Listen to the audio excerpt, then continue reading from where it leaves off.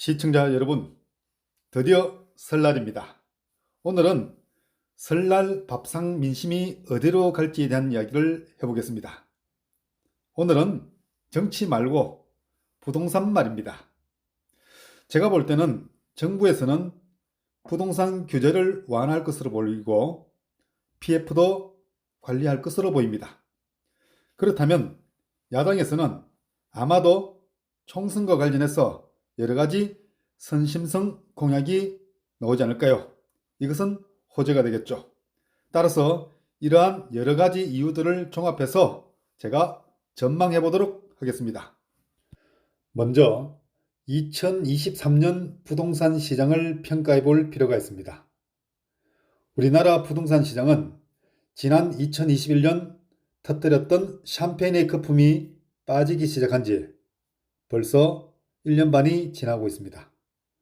건설과 부동산 업계가 전반적으로 어려워하고 있는 그런 가운데 일부 수요자와 투자자들은 지난해부터 시작된 정부의 선별적인 규제 완화와 정책 금융 지원에 발맞춰서 재빠르게 조정된 가격의 부동산 매수를 감행했습니다.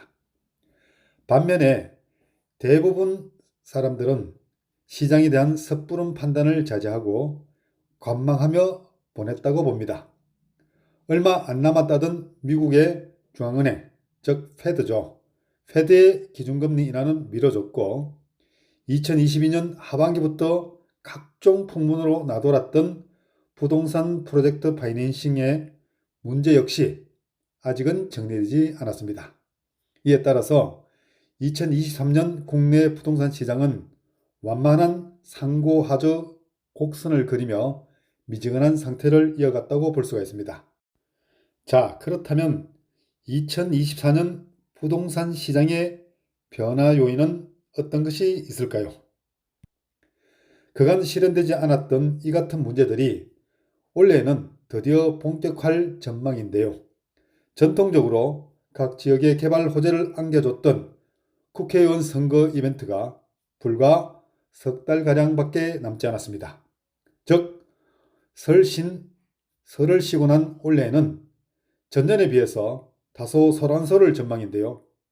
누군가는 우려를 표할 것이고 또 일부에서는 기대를 하고 있을 2024년 부동산 시장에는 어떤 변화가 기다리고 있을지 알아볼 필요가 있겠습니다. 제가 생각할 때 부동산 시장의 변화 요인으로는 5가지를 꼽을 수가 있겠습니다. 첫 번째는 기준금리의 인하 정책이 시작될 것이라는 것이고, 두 번째는 PF 대출의 정책의 변화가 있을 것이라는 것이죠. 세 번째는 주택 공급 가뭄이 전세가 상승으로 이어질 수 있다는 것과 정부의 부동산 규제 완화가 계속될 것이라는 것, 그리고 총선과 관련해서 지역별로 여러 가지 공약 호재가 나타날 수 있다는 것을 들 수 있을 것입니다. 그렇다면 하나씩 살펴볼 수 있도록 하겠습니다. 자, 먼저 기준금리 인하 정책부터 살펴보겠습니다. 2022년 하반기까지 잘 나가던 부동산 시장에 찬물을 끼얹은 주범은 바로 급등한 금리였습니다. 팬데믹 시기에 풀렸던 유동성의 잔치가 끝난 것인데요. 금리가 높아지면서 저금리 시대에 잘 나가던 오피스텔과 상가, 그리고 생활형 숙박시설인 레지던스 등 수익형 부동산의 인기는 바로 한풀 꺾였습니다. 주택담보대출과 신용대출의 이자율이 6%에 진입해서 아파트 매수의 주류로 떠올랐던 일명 영끌족도 자취를 감췄습니다. 그런데 이 모든 현상의 출발점인 미국의 기준금리가 인하될 것으로 점쳐지고 있습니다. 미국의 페드는 2023년 7월 기준금리를 5.5%로 인상한 뒤에 거의 반년간 추가 인상 없이 동결하고 있죠. 최근 상황을 관망하던 페드가 인플레이션 둔화 흐름에 따라서 통화 긴축 정책을 수정할 수 있다는 전망이 나오고 있습니다. 한국은행에서도 비슷한 전망을 하고 있죠. 자, 이로 인해서 주택시장이 반등할 것이라는 기대감도 존재하고 있습니다. 전문가의 다수가 금리를 새 부동산 시장을 이끌 주요 주제로 꼽은 이유도 여기에 있다고 볼 수가 있습니다. 다만 상승하더라도 그 수준은 크지 않을 것으로 예상되기도 합니다. 금리 자체가 떨어지더라도 예전 수준까지 낮아지기는 어려운 것도 있고요. 이미 시장이 많이 침체해 있기 때문이기도 한데요. 여러분은 어떻게 생각을 하시는지요? 다음으로는 PF 대출 정책의 변화를 살펴볼 필요가 있습니다. 부동산 PF 대출 문제는 경기가 하락할 때마다 경제 위기의 내관이었습니다. 부동산 상승기에 우후죽순처럼 생기는 이 개발 사업은 토지 매입부터 상당 부분 차입금에 의존하고 있습니다. 시공권을 따내기 위해서 차입금에 대한 보증을 제공하는 건설업계에서 나중에는 돈을 떼인 금융권, 더 나아가 국가 경제 전체로 위기가 옮아가는 구조인 것이죠. 그간 정부와 금융당국이 핵심지 개발 사업의 차입금 만기 연장을 위해서 힘을 썼던 이유가 여기에 있다고 볼 수가 있습니다. 문제가 터지더라도 선거 이유가 되리라는 막연한 기대감도 있었을 것입니다. 자, 그러나 최근 이복현 금융감독위원장이 사업성이 다소 미비하거나 자산 감축 등 특단의 조치 없이는 재무적 영속성에 문제가 있는 건설사와 금융사는 시장 원칙에 따라서 적절한 형태의 조정 내지는 정리가 되어야 한다는 대원칙이 있다고 발언하면서 정부가 연초부터 옥석 가리기에 나설 전망입니다. 더 이상 이자와 함께 사회적 비용이 눈덩이처럼 불어나기 전에 조정이 필요하다는 판단이 선 것으로 보이는데요. 자, 현재 국내 건설사들의 PF 채무 보증 규모는 무려 135조 원에 육박한다고 합니다. 연초부터 태영건설의 워크아웃을 시작으로 우발 채무의 민낯이 드러나기 시작했는데요. 자, 여러분, 뭔가 PF 시장 불안감을 해소할 수 있는 그런 특단의 대책이 필요할 것으로 보이죠. 자, 세 번째로 고려할 사항은 주택 공급 가뭄이 전세가 상승으로 이어진다는 것입니다. 자, 이 같은 위기를 근거로 무조건 부동산 시장의 하락을 점치기에는 부동산 시장의 하방이 예상보다 견고할 것으로 생각됩니다. 최근 몇 년간 착공과 인허가 실적이 떨어지면서 2024년 분양과 입주 물량이 두루두루 감소할 예정인데요. 자, 어떤 자료에 따르면 2024년 전국 아파트 입주 물량은 총 30만 6,361가구로 전년에 대비해서 4.6%나 감소한다고 합니다. 그런데 이 중에서 실수요가 집중된 수도권, 그 중에서도 서울 물량의 감소폭이 가장 크다고 합니다.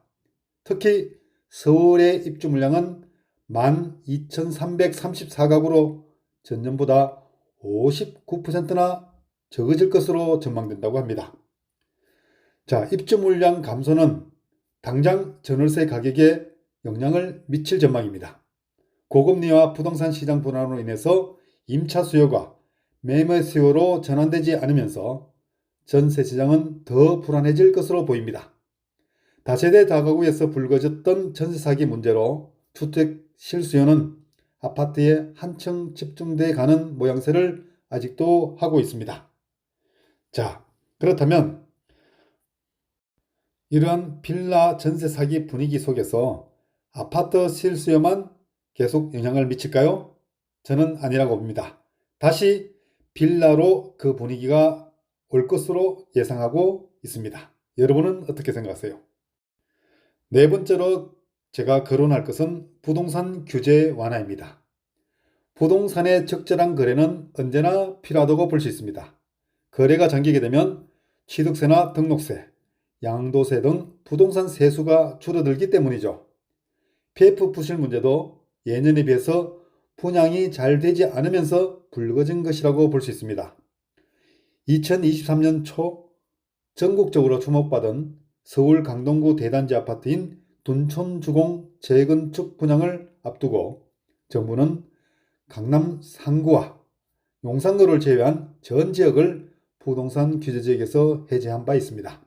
이를 두고 관련 업계에서는 일부 상징적인 단지의 미분양 문제가 시장 전체에 불안 요소로 번지는 것을 막기 위한 대응으로 분석하기도 했습니다. 자, 윤석열 대통령이 지난 12월 26일이죠. 국무회의에서 재개발 재건축 사업 착수 기준을 노후성으로 일원할 것이란 방침을 밝히면서 규제 완화 흐름은 이어질 것으로 풀이되고 있습니다. 부족한 도심 주택 공급을 장기적으로 늘리고 시장을 활성화하기 위한 방편인 것이죠. 이러한 부동산 수요 차원에서 2024년 경제정책 방향에 5월까지 종료되는 다주택자 양도소득세 중과 유예를 1년 연장하는 방안이 당길 것으로 예상되고 있습니다. 다만 수요 차원에서 규제 완화는 선별적으로 이루어지는 데 그칠 것이란 전망이 많습니다. 1900조 원 돌파를 앞둔 가계부채에 대한 부담 때문인 것이죠. 마지막 요인으로 총선 공약 호재를 들 수 있을 것입니다. 이와 같은 규제 완화가 2023년 상반기 주택시장 반등을 이끌었듯이 정부 정책은 새해에도 설 이후에도 부동산 시장을 움직이는 핵심 변수가 될 전망인데요.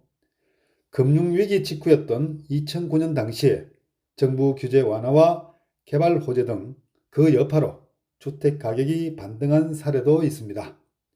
이미 노후계획도시특별법이 지난 12월 8일 국회 문턱을 넘었었죠. 이에 따라서 경기 분당과 일산, 평촌, 중동, 삼본 등 수도권 1기 신도시 지자체와 지역 정치권이 경쟁적으로 정비기본계획 속도 높이기에 나설 전망입니다. 철도 노선과 교량 등 SOC 사업은 관급 공사에 목마른 건설업계도 호재가 될 수 있습니다. 현재 수도권 광역 급행철도인 GTX-C 노선이 착공을 앞두고 있죠. 이 밖에 GTX-A 노선의 평택 지제역 연장과 메가시티 바람을 불러온 김포시까지 서울 지하철 5호선 연장 등이 화제가 되고 있기도 합니다. 자, PK로 가보겠습니다. 부산 경남에서는 2030 세계 박람회 엑스포 유치 실패에도 불구하고 가덕도 신공항과 부산 북항 재개발 사업 등이 일단 계획대로 진행될 것으로 보이는데요. 이뿐만 아니죠. 총선 관련해서 지역별로는 선심성 공약이 난무할 것으로 보입니다. 이것은 부동산의 특성상 지역별로 호재가 될 수가 있겠습니다. 자, 시청자 여러분, 그렇다면 설 이후의 부동산 전망이 어떻게 될까? 그동안 제가 말씀드렸던 것을 정리하면서 또한 가까운 미래에 대한 전망을 해보도록 하겠습니다. 저는 첫 번째, 설 이후의 부동산 시장은 점차 좋아질 것으로 보입니다. 물론 지금도 좋아지고 있다고 봅니다. 그래서 앞으로 시장은 점차 더 좋아질 것으로 전망되니까 투자를 해야 될 때가 벌써 와 있다고 볼 수 있겠죠. 그리고 전세가가 매매가를 밀어 올릴 것으로 보입니다. 확실히 그럴 것으로 보입니다. 현재 아파트 시장의 전세가가 오르고 있는 형국이죠. 조금 있으면 아파트의 매매가가 올라갈 것입니다. 뿐만 아니라 그 분위기는 빌라 시장에도 되돌아올 것으로 보입니다. 세 번째는 지방보다는 수도권보다는 서울이 부동산 시장, 특히 주택시장의 상승을 주도할 것으로 보입니다. 여기서 지방에도 서울과 같은 핵심 지역이 있으니까 지방의 핵심 지역은 제외한다고 볼 수 있습니다. 따라서 지방의 핵심 지역도 그 지역별로는 상승을 주도할 수 있을 것입니다. 네 번째는 아파트에서 빌라로 관심이 전환될 수도 있을 것이라고 저는 보고 있습니다. 왜냐하면 아파트 시장이 올라가다 보면 아파트 부동산 투자에는 많은 돈이 필요하기 때문에 그 돈이 없는 사람들은 당연히 어디로 오겠습니까? 당연히 저는 빌라 시장으로 돌아온다고 보고 있기 때문이죠. 그리고 빌라 시장에서도 구분을 해야 된다고 생각합니다. 저는 빌라 시장은 당분간 재개발 이슈가 있는 그런 시장이 주도할 것으로 보입니다. 제가 늘 말씀을 드렸듯이 역세권 개발이나 공공재개발이나 모아타운 재개발이나 신속통합기획 재개발 등 그러한 이슈가 있는 곳에 답이 있다고 말씀을 드렸습니다. 빌라 시장은 그러한 개발 이슈가 있는 그런 곳에 집중될 것으로 보이니까 그곳에 집중할 필요가 있을 것입니다. 끝으로 저는 재개발 위주로 좋은 물건을 추천할 것입니다. 왜냐하면 아파트 시장도 오르겠지만 저는 돈이 많은 분보다는 적은 돈으로 부동산 시장에 투자해서 다음에 큰 돈을 벌 수 있는 그런 분들을 제 주 고객으로 모시고 있습니다. 따라서 저는 빌라 시장에서 재개발 위주로 서울 지역에서 가장 좋은 물건을 추천할 것입니다. 제가 추천한 물건에 대해서 많은 관심을 가져야 할 그런 이유가 여기에 있으니까 시청자 여러분께서도 저를 믿고 제가 추천한 물건에 관심을 가져주는 그런 분들이 되었으면 좋겠고요. 설 이후에도 여러분께서 원하는 그런 투자를 할 수 있도록 제가 도와드리겠습니다. 설 명절 즐겁게 보내시고 밥상에서 부동산 시장에 대한 이야기를 한번 해보는 것도 좋을 것 같습니다. 특히 제가 언급해 드렸던 그런 내용을 바탕으로 가족들과 한번 이야기를 해보시고 또 상의해 보시고 설 이후에 서울 빌라 화끈한 재개발 빌라 시장에 투자하시기를 기원하고요. 투자하실 때는 저와 같이 서울 전 지역에서 가장 좋은 부동산 특히 빌라를 추천한 저를 활용하시길 바라겠습니다. 감사합니다. 자, 여러분 투자 상담 전화는 대령 부동산 중개법인의 이재원 대표 공인중개사에게 주시기 바랍니다. 전화번호는 010-9962-4953번으로 전화 주시면 1:1 맞춤식으로 상담을 해드리겠습니다. 지금까지 부동산 대령하는 중개사 대령 부동산 중개법인의 이재원 대표와 차민정 공동대표였습니다.